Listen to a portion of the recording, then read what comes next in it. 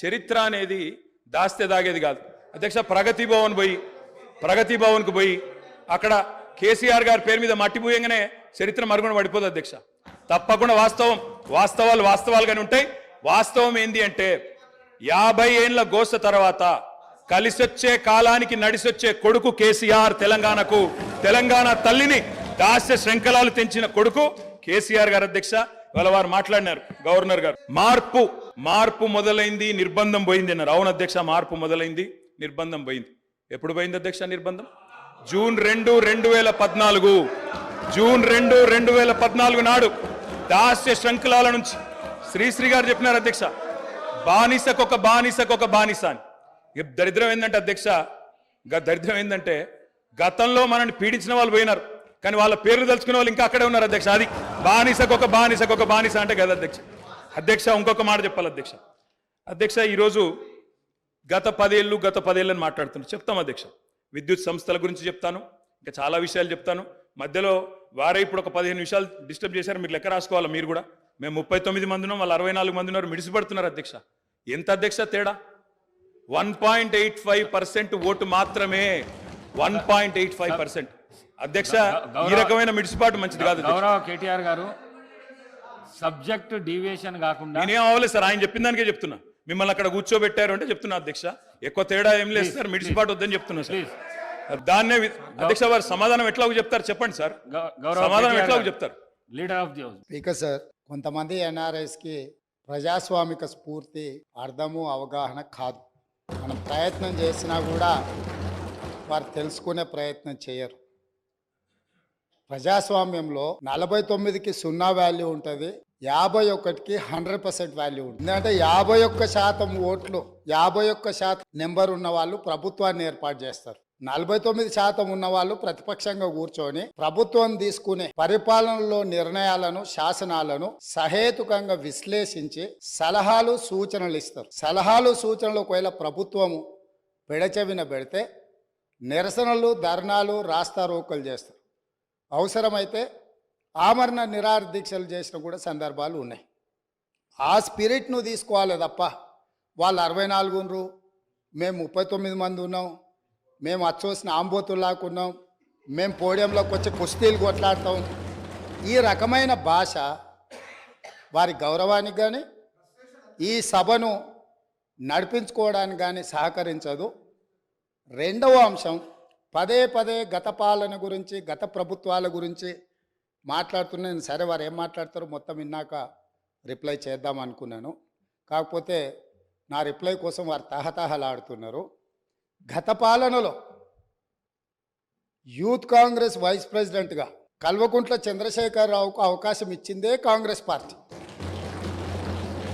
Single window డైరెక్టర్గా ఎన్నికల్లో పోటీ చేయడానికి ఇస్తే కాంగ్రెస్ పార్టీ తరఫున నిలబడి ఓడిపోయిందే చంద్రశేఖరరావు. గత పాలనలో ఎంపీగా గెలిపించిందే కాంగ్రెస్ పార్టీ. గత పాలనలో షిప్పింగ్ మినిస్టర్ ఇచ్చిందే కాంగ్రెస్ పార్టీ. ఆ తర్వాత కార్మిక శాఖ మంత్రి ఇచ్చిందే కాంగ్రెస్ పార్టీ.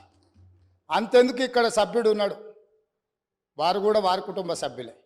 ఎమ్మెల్యే కాకుండానే మంత్రిని చేసి తర్వాత ఎమ్మెల్యేగా ఎన్నిక చేయడానికి సహకరించిందే కాంగ్రెస్ పార్టీ. ఈరోజు వాళ్ళు ఏ పేరైతే వినోద్ అనుకుంటున్నారో ఆ రాజశేఖర రెడ్డి గారే ఆ మంత్రివర్గంలోనే గత ఆర్థిక శాఖ మంత్రి, సిద్దిపేట ఎమ్మెల్యే గారు ఎమ్మెల్యే పదవి లేకుండా మంత్రిగా ప్రమాణ స్వీకారం చేసిండ్రు. రాజశేఖర రెడ్డి గారి నాయకత్వమే దేశానికి బలమైన నాయకత్వం అని అందులో పనిచేసిండ్రు. మూడవది, పోతిరెడ్డిపాడు పొక్క పెద్దది చేసినప్పుడు కీర్తిశేషులు నాయన్ నరసింహారెడ్డి గారు కడప జిల్లా ఇన్ఛార్జ్ మినిస్టర్. ఆ రోజు కొట్లాడింది పోతిరెడ్డిపాడు మీద కీర్తిశేషులు పి జనార్దన్ రెడ్డి గారు. పోతిరెడ్డిపాడు పొక్క పెద్దది చేసినప్పుడు ఇక్కడ ఉన్నోళ్ళు ఎవరు ప్రాణత్యాగాలు చేస్తామని ఎవరు కొట్లాడలే, ఎవరు మాట్లాడలే. సొంత పార్టీ, సొంత ప్రభుత్వం ఉన్న తెలంగాణ ప్రజల హక్కులను భంగం కలిగించొద్దు, కృష్ణానది జలాలలో మా వాటా మాకు ఉండాలి, మా వాటాను ఎవరు తీసుకెళ్ళినా మేము ఒప్పుకోమని కొట్లాడింది ఆనాటి నాయకుడు పి జనార్దన్ రెడ్డి గారు మాట్లాడినారు తప్ప వీళ్ళు కాదు. కాబట్టి ఈరోజు వీళ్ళందరూ ఏ పాలకుల గురించి మాట్లాడుతున్నారో ఆ పాలకులు ఇప్పుడు మాట్లాడుతున్న పెద్దలు ఎట్లెమ్మెల్యేనరు? వాళ్ళ తండ్రి గారి గురువైన చంద్రబాబు నాయుడు గారి పార్టీతో పొత్తు పెట్టుకుంటే ఆ పార్టీ మద్దతుతో ఆ కండువ కప్పుకొని సిరిసిల్లలో కష్టపడి పనిచేసి నిర్మించుకున్న చీమలు పెట్టిన పుట్టలో పాములు దూరినట్టు కేకే మహేందర్ రెడ్డి అక్కడ పార్టీని నిర్మించుకొని తెలంగాణ ఉద్యమంలో పాల్గొని తెలంగాణ ఉద్యమంలో ముందు భాగం నుండి నిలబడి కొట్లాడితే ఎన్ఆర్ఐ అంటే నాన్ రిలయబుల్ ఇండియన్ కింద మేనేజ్మెంట్ కోటాలో ఇక్కడికి వచ్చి టికెట్ తీసుకొని అక్కడ ఆ కేకే మహేందర్ రెడ్డి గారిని అన్యాయం చేసి ఈరోజు ఇక్కడికి వచ్చిండ్రు. కాబట్టి ఈరోజు గతం గురించి అధ్యక్ష ఒకవేళ మా మిత్రులకు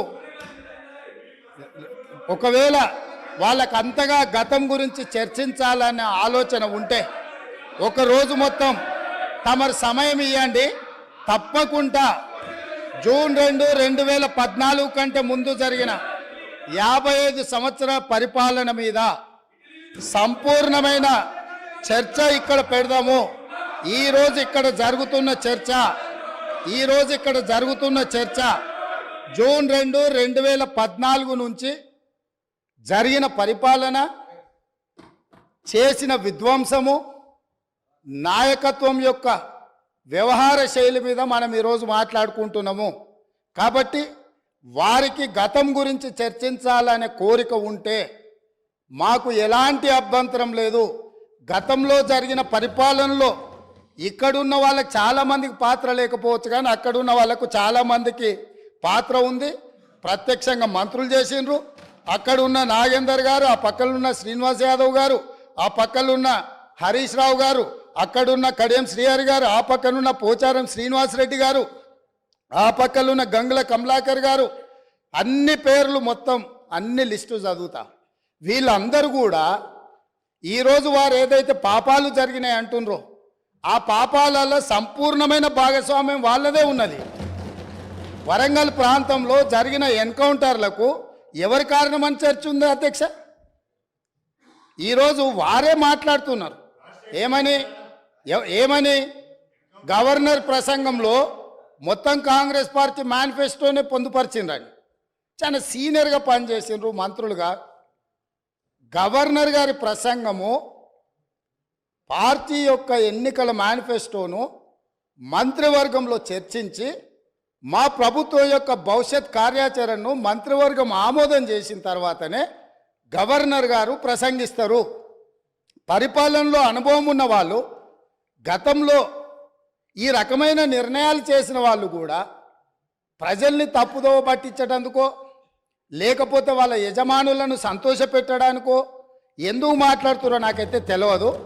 నేను సభ్యుడికి సూచన చేస్తున్నా. నేను చాలా విషయాలు ప్రస్తావించిన, తప్పకుండా సావధానంగా 5 సంవత్సరాలు సమయం ఉంది. సంపూర్ణంగా ఎక్స్రే తీసినట్టుగా ఎక్కడెక్కడ ఏమేమి ఉన్నాయో అన్నిటిని వివరిస్తాం. మా ఆర్థిక మంత్రి గారు, డిప్యూటీ సీఎం గారు జరిగిన విధ్వంసం ఏంది, ఆర్థిక నేరమేంది, అన్ని విషయాలు ఈ సభలోనే తమరి అనుమతి తీసుకొని చర్చకు పెట్టి వాటన్నిటిని విశ్లేషిద్దాం. మేము సిద్ధంగా ఉన్నాం. సంవయనం పాటించి ఈరోజు గవర్నర్ గారి ప్రసంగానికి సంబంధించిన మీకు మనసు ఉంటే, తెలంగాణను అభివృద్ధి చేసుకోవాలన్న ఆలోచన ఉంటే అభినందిస్తూ మీరు ముందుకు రండి. లేదు మేము ఇట్లనే ఉంటామంటే పిల్లి శాపనార్థాలకు ఉట్లు తెగిపడవు. ఈ శాపనార్థాలు పెడుతూనే ఉంటారు జీవితకాలం. కాబట్టి దయచేసి ప్రతిపక్షానికి నేను సూచన చేస్తున్నా, మేం పాలకపక్షంగా మా విజన్ డాక్యుమెంటుని సభలో పెడుతున్నాం. మీరు సలహాలు సూచనలు ఇవ్వండి. సహేతుకమైన సలహాలు సూచనలకు ఎప్పుడు మేము సిద్ధంగా ఉన్నాము. ఎందుకంటే ప్రతిపక్షాలను గౌరవించడం అనే సాంప్రదాయం కాంగ్రెస్ పార్టీకి మొదటి నుంచి ఉంది, ఇప్పుడు కూడా ఉంది.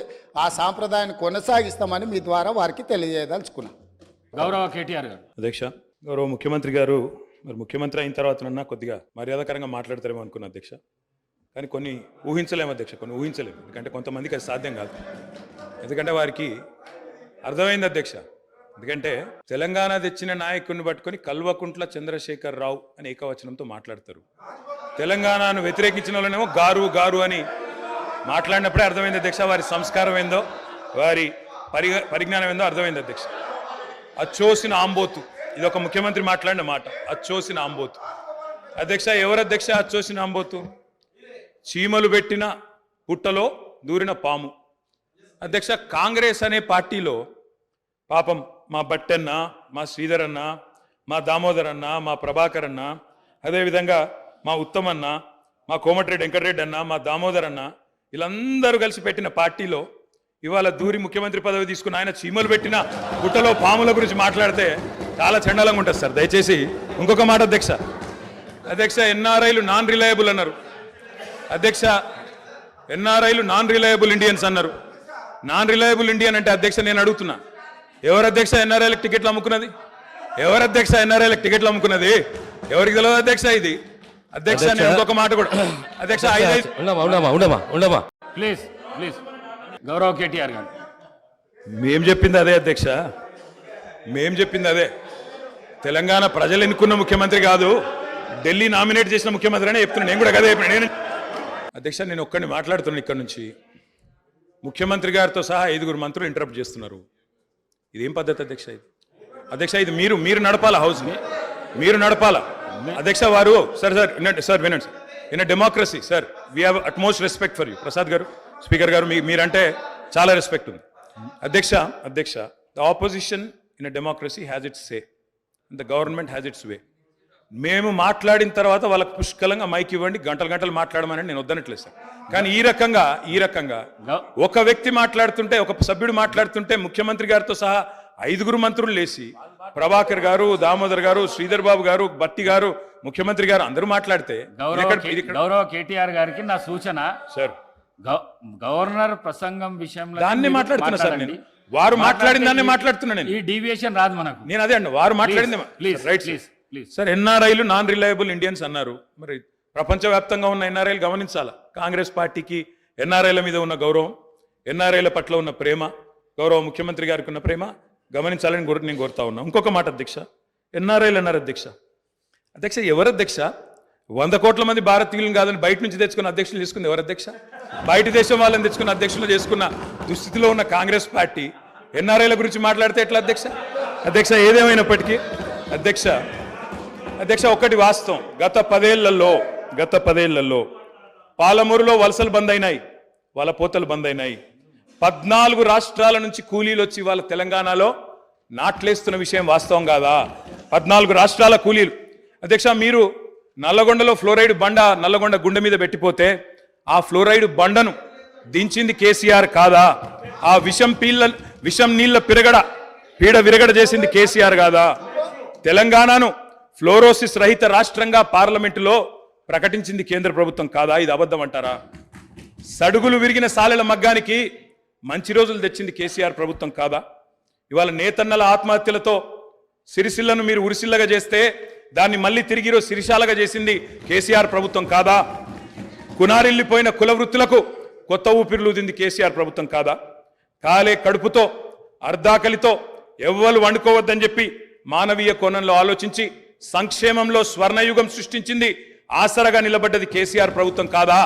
200 రూపాయల పెన్షన్ను 2000 చేసింది కేసీఆర్ ప్రభుత్వం కాదా అధ్యక్ష? నిన్న గ్రామీణాభివృద్ధి గురించి మాట్లాడుతూ ఈ ప్రభుత్వం ప్రాపగాండాకు ఎక్కువ పెద్దపీట వేసిందన్నారు అధ్యక్ష. వాళ్ళ హయాంలో 50 ఏళ్లలో అధ్యక్ష ఒక్క గంగదేవిపల్లె చెప్పుకుందరు, ఒక అంకాపూర్ చూపెడుదురు. అది కూడా పాప మా గ్రామస్తులు చేసుకున్నారు, వీళ్ళు చేసింది ఏం లేదు. కానీ మా హయాంలో మా 10 ఏళ్లలో గర్వంగా చెప్తున్నా సార్, 3% కంటే తక్కువ జనాభా ఉన్న తెలంగాణ జాతీయ పంచాయతీ అవార్డులలో 30% అవార్డులు గెలుచుకునే విధంగా ప్రభుత్వాన్ని నడిపినాం, పల్లె ప్రగతిని చేసి చూపెట్టినాం. కావాలంటే చూసుకోవచ్చు. ఏ పల్లెకు పోయినా ట్రాక్టర్లు, ట్యాంకర్లు, ఏ పల్లెకు పోయినా ట్రాలీలు, ఏ పల్లెకు పోయినా డంపింగ్ యార్డులు, ఏ పల్లెకు పోయినా ఇంటి ముంగట ఇయ్యాల నీళ్లు, బ్రహ్మాండంగా చెట్లు. ఇవి వాస్తవాలు కాదా అధ్యక్ష? ఇవాళ మీరు ఎంజాయ్ చేయండి, పర్వాలేదు. 10 ఏళ్ల తర్వాత ఎంజాయ్ చేయండి. సర్పంచులకు ఇది ఇస్తాం, మాజీలకు అది ఇస్తాం, బస్సు ఫ్రీ, బంగారం ఫ్రీ, బండి ఫ్రీ అని చెప్పి ఓట్ల కోసం చాలా చెప్పారు అధ్యక్ష. సంతోషం, చేయండి, మేము వద్దంటలేదు. నిర్మాణాత్మకమైన సూచనలు చేయమన్నారు, తప్పకుండా చేయండి. మీ మేనిఫెస్టోలోని ప్రతి హామీని నిలబెట్టుకోండి. We welcome it, we will support you. తప్పకుండా సపోర్ట్ చేస్తాం అధ్యక్ష.